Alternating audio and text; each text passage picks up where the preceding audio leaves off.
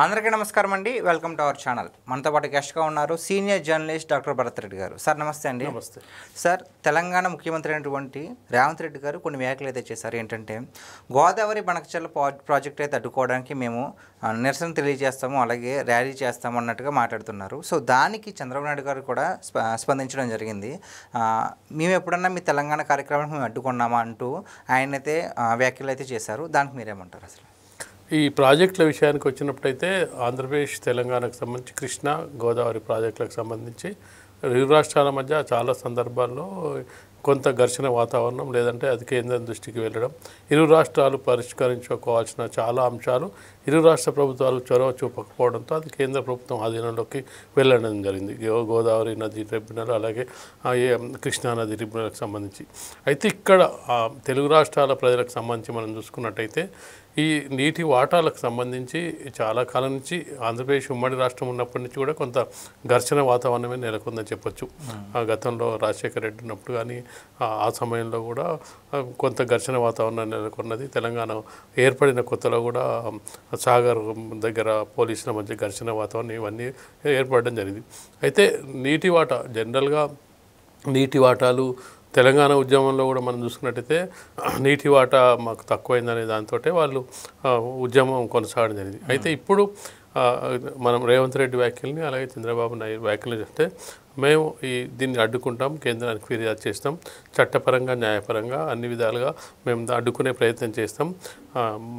కేంద్ర ప్రభుత్వానికి ఆంధ్రప్రదేశ్ ప్రభుత్వానికి ఉన్న సఖ్యత దృష్ట్యానే మా నీళ్లు తీసుకెళ్లడానికి ఆంధ్రప్రదేశ్ ప్రభుత్వం ప్రయత్నిస్తోందని ఆరోపణలు చేయడం జరిగింది. పరస్పర అవసరాలు ఉన్నాయి కాబట్టి కేంద్రం కూడా ఆంధ్రప్రదేశ్కు సహకరిస్తుందని చెప్పి అటు కేంద్ర ప్రభుత్వం మీద, ఇటు చంద్రబాబు నాయుడు మీద విమర్శలు చేయడం జరిగింది. దానికి ప్రతిస్పందించిన చంద్రబాబు నాయుడు అంటే చాలా కూల్గా సమాధానం చెప్పడం జరిగింది. తెలంగాణకు నేనేం ద్రోహం చేయాల్సిన అవసరం లేకపోతే తెలంగాణతో నాకెందుకు గొడవ, తెలంగాణ ప్రాజెక్టులు కట్టుకుంటే కట్టుకోండి, మీరు గోదావరి జలాల్లో చాలా నీళ్లు ఉన్నాయి, ఆ నీళ్ళని కూడా వృధా అయిపోతున్నాయి, మీరు గోదావరి మీద రిజర్వాయర్లు కట్టుకోండి, మీరు ఎంత వీలైతే అంత నీళ్లు కట్టుకోండి, మేము బనకచెర్ల ప్రాజెక్టు కూడా మిగులు జలాలు సముద్రంలో కలిసే నీళ్లపై ఆధారపడి మేము అది కన్స్ట్రక్షన్ చేసుకుంటున్నాం, మీరు కూడా ఆ విధంగా కట్టుకోండి, నేను ఎప్పుడు కూడా అడ్డు చెప్పలేదు, కాళేశ్వరం ప్రాజెక్టు కట్టుకున్నప్పటికీ కూడా నేను అడ్డు చెప్పలేదు, తెలంగాణ అయినా ఆంధ్రప్రదేశ్ అయినా ఉమ్మడి రాష్ట్రంలో నాకు రెండు సమానమైన లాంటివే తెలుగు ప్రజలందరూ అనే ధోరణిలో తను వివరణ ఇచ్చే ప్రయత్నం చేయడం జరిగింది. తెలంగాణ వాళ్ళతోటి నాకు ఎలాంటి గొడవలు కానీ ఎలాంటి ఘర్షణ కానీ పోరాటాలు లేవు అని చెప్పే ప్రయత్నం చేయడం జరిగింది, కన్విన్స్ చేసే ప్రయత్నం చేయడం జరిగింది. ముఖ్యంగా చూసుకున్నట్టయితే వృధాగా వెళ్ళే గోదావరికి సంబంధించిన వృధాగా వెళ్ళే నీళ్లు సముద్రంలో కలుస్తున్నాయి కాబట్టి సముద్రంలో కలవకుండా ఉండే నీళ్ళని మాత్రమే మేము ప్రాజెక్టుల రూపంలో కట్టుకుంటున్నాం, మీరు కూడా ఎంత వీలైతే అంత కట్టుకునే ప్రయత్నం చేయండి, సముద్రంలోకి నీటు వృధా కాకుండా చూసుకోండి అని చెప్పి ప్రయత్నం చేయడం జరిగింది. అయితే ఈ సమాధానానికి తెలంగాణ ప్రభుత్వం కానీ, తెలంగాణ అధికారులు కానీ, తెలంగాణ ముఖ్యమంత్రి కానీ ఏ విధంగా స్పందిస్తారో చూడాల్సిన అంశంగా కనిపిస్తుంది. మొత్తానికి చూసుకున్నట్టే ఇరు రాష్ట్రాల మధ్య రెండు తెలుగు రాష్ట్రాలే, తెలుగు ప్రజలే, ఇరు రాష్ట్రాల మధ్య నీటి వాటాకు సంబంధించిన అంశం చాలా ఏళ్ల నుంచి నలుగుతున్నప్పటికీ ఎక్కడో ఒక్కడ పరిష్కారం తీసుకోవాల్సిన అవసరం ఉంది.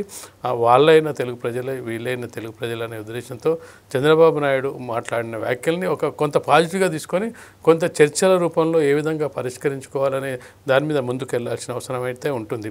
ఘర్షణ వాతావరణం చంద్రబాబు నాయుడు కూడా మరొక వ్యాఖ్య కూడా చేయడం జరిగింది. ఇరు రాష్ట్రాలు మనం గొడవ పెట్టుకోవడం ఏంది, మనం కొట్టుకోవడం వల్ల మూడో వ్యక్తికి అవకాశం ఇచ్చినట్టుంటుంది, కాబట్టి మన సమస్యల్ని మనమే పరిష్కరించుకునే ప్రయత్నం చేద్దామని కూడా చెప్పడం జరిగింది. ఇరు రాష్ట్రాల మధ్య నీటి వాటాకు సంబంధించి పెద్దగా ఇటీవల కాలంలో చర్చలు జరిగినట్టుగా కనిపించలేదు. ఆ మధ్య ఒకసారి చంద్రబాబు నాయుడు హైదరాబాద్ వచ్చినప్పుడు రేవంత్ రెడ్డితో కలవడం జరిగింది. ముఖ్యంగా అంటే ఇరు రాష్ట్రాల మధ్య ఎక్కువ ఘర్షణ వాతావరణాలు నెలకొన్నాయి ఏమైనా ఉన్నాయంటే అప్పట్లో మనం చూసుకుంటే ఏదైతే విభజన హామీలకు సంబంధించినవి ఒక్కొక్కటి పరిష్కారం అవుతున్న నేపథ్యంలో మిగిలినది నీటి వాటాలకు సంబంధించి ఈ ఘర్షణ వాతావరణం నెలకొన్న నేపథ్యంలో చంద్రబాబు నాయుడు అంటే గతంలో 10 సంవత్సరాలు ఉమ్మడి రాష్ట్రానికి ముఖ్యమంత్రిగా పనిచేయడం జరిగింది. తెలంగాణలో ఏ ప్రాజెక్టు ఏంటి, తెలంగాణకు సంబంధించిన పూర్తి అవగాహన చంద్రబాబు నాయుడు గారికి ఉంటుంది. ఎందుకంటే ఉమ్మడి రాష్ట్రంలో ఉన్నప్పుడు ఏ ప్రాంతానికి అన్యాయం చేయాలనుకోవడం లేదు, అన్ని ప్రాంతాలకు సమాన దృష్టితో చూడాలని అప్పట్లో చంద్రబాబు నాయుడిని మనం ఆంధ్ర నాయకులుగా చూసిన సందర్భం లేదు. ఎందుకంటే పూర్తిగా ఉమ్మడి రాష్ట్రానికి ఏ ప్రాజెక్టులు ఎక్కడ కడతాయి అనే దాన్ని చూసడం జరిగింది. చంద్రబాబు నాయుడు ముఖ్యమంత్రిగా ఉన్న సమయంలో ఈ నీటి వాటాలకు సంబంధించి పెద్ద ఘర్షణ వాతావరణం కూడా లేదని చెప్పొచ్చు. ఏదైతే వైఎస్ రాజశేఖర రెడ్డి ముఖ్యమంత్రిగా ప్రమాణ స్వీకారం చేసిన తర్వాత, ముఖ్యమంత్రి అయిన తర్వాత పోతిరెడ్డి పాడుకు సంబంధించిన రెగ్యులేటరీ నీటిని తీసుకునే సమయంలో ఈ రాయలసీమ వాళ్లకు, ఈ మామూనారు ఈ తెలంగాణ వాళ్ళకు ఘర్షణ వాతావరణం నెలకొన్న చూడొచ్చు. అని చంద్రబాబు నాయుడు గారి టీడీపీ అధికారంలో ఉన్నప్పుడు ఈ నీటి వాటాలకు సంబంధించి పెద్ద సమస్యలు లేకుండా ఉన్న సందర్భాన్ని మనం గుర్తు చేసుకోవచ్చు. కాబట్టి ఇటీవలి కాలంలో ఇది ఒక సెంటిమెంట్ ఇష్యూగా మారినట్టుగా కనిపిస్తుంది. మనకచర్లకు సంబంధించి తెలంగాణ ప్రభుత్వం కూడా ప్రిస్టేజ్గా తీసుకుని అటువైపు బీఆర్ఎస్ పార్టీ దాన్ని రెచ్చగొట్టే ప్రయత్నం చేస్తున్న నేపథ్యంలో సెంటిమెంట్ని వాడుకోకుండా దీన్ని ఖచ్చితంగా కూడా చంద్రబాబు నాయుడు గారు ఏమైనా సూచనలు చేసిండో ఆ సూచనలు తప్పకుండా ఒక పరిగణకు తీసుకోవాల్సిన అవసరం ఉంటుంది.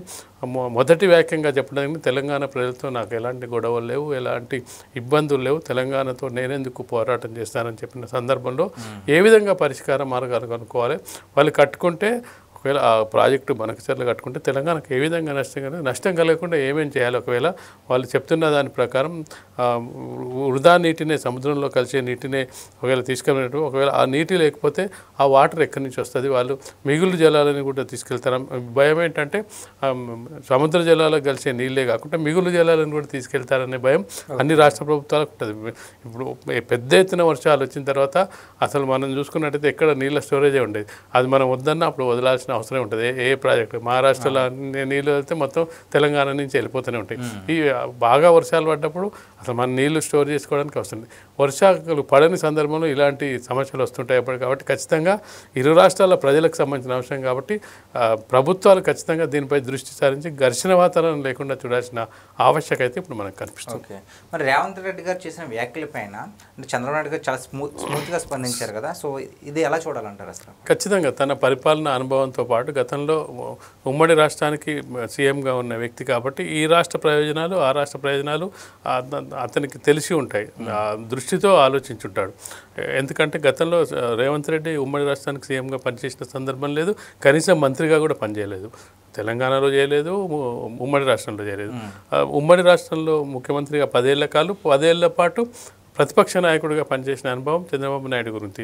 ఇప్పుడు కృష్ణా విజయవాడ మీద ఎంత అవగాహన ఉంటుందో హైదరాబాద్, మహబూబ్నగర్, అలాగే వరంగల్ వాటి మీద కూడా అంత అవగాహన ఉంది. ఇక్కడెక్కడ ప్రాజెక్టులు ఉన్నాయి, అక్కడెక్కడ ప్రాజెక్టులు ఉన్నాయి.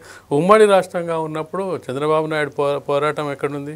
కర్ణాటక నుంచి వచ్చే ప్రాజెక్టుల మీద, లేదంటే మహారాష్ట్ర ప్రాజెక్టుల మీద ఉమ్మడి రాష్ట్ర ప్రయోజనాల కోసం పోరాడిన సందర్భాన్ని మనం చూడొచ్చు. ఇప్పుడే విభజిత ఆంధ్రప్రదేశ్ ముఖ్యమంత్రి కావడం వల్ల అక్కడి ప్రయోజనాలు చూడడానికి ప్రయత్నం, సేమ్ టైం ఇక్కడి ప్రయోజనాలు కూడా దెబ్బతినకుండా ఉండే విధంగా ప్రయత్నాలు చేసే అవకాశం కనిపిస్తుంది. అందుకే చాలా స్మూత్గా, చాలా పొలైట్గా, చాలా వ్యూహాత్మకంగా ఒక రాజకీయ చతురత కలిగిన అనుభవం కలిగిన వ్యక్తి ఏ విధంగా స్పందిస్తారో దాన్ని టెంప్టింగ్ చేయకుండా, రెచ్చగొట్టకుండా, మేము ఆంధ్రాకి ఇట్లా అని కాకుండా సెంటిమెంట్ని రెచ్చగొట్టకుండా ఒక స్మూత్గా తెలంగాణ ప్రజలకు అర్థమయ్యే విధంగా, ప్రభుత్వానికి అర్థం చేసుకునే విధంగా చెప్పిన సందర్భాన్ని మరి తెలంగాణ ప్రభుత్వం ఏ విధంగా రిసీవ్ చేస్తుందో చూడాలి. Okay, thank you sir.